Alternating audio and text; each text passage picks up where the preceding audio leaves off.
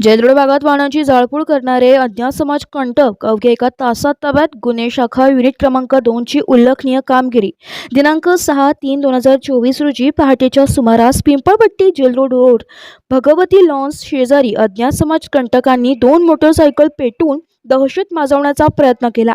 सदर झालेल्या प्रकाराची माहिती मिळताच गुन्हे शाखा युनिट क्रमांक 2 सदर कृत्य करणारे अज्ञात समाज कंटकांचा शोध घेत असताना पोलीस हवालदार विशाल पाटील यांना मिळालेल्या गोपनीय माहितीनुसार सदरचा गुन्हा हा संशयित आरोपी नामे निखिल संजय बोराडे, वर्ष 24, राहणार पिंपळपट्टी रोड जेलरोड, मिलेश भास्कर कांबळे, वर्ष 23, राहणार बालाजीनगर जेलरोड अशांनी केला असल्याचं निष्पन्न केलं व ते गुन्हा करून बाहेर पळून जाण्याच्या तयारीत असताना त्यांना इंदिरा गांधी पुतळा जेलरोड येथे सापळा रचून मोठ्या शिताफीने माहिती मिळाल्याचे अवघ्या एका तासाच्या आत ताब्यात घेण्यात आले.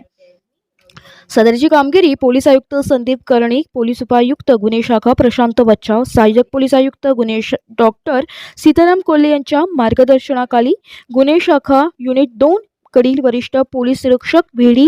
श्रीमनवार, सहाय्यक पोलीस निरीक्षक सचिन जाधव, पोलीस हवालदार विशाल पाटील, सहाय्यक पोलीस उपनिरीक्षक बाळू शिळके, पोलीस हवालदार प्रकाश भालेराव, पोलीस हवालदार मनोहर रिंदी, पोलीस हवालदार शंकर काळे, पोलीस हवालदार गुलाब सोनार, पोलीस हवालदार प्रकाश महाजन, पोलीस अंमलदार नितीन फुलमाळी अशांनी केली आहे.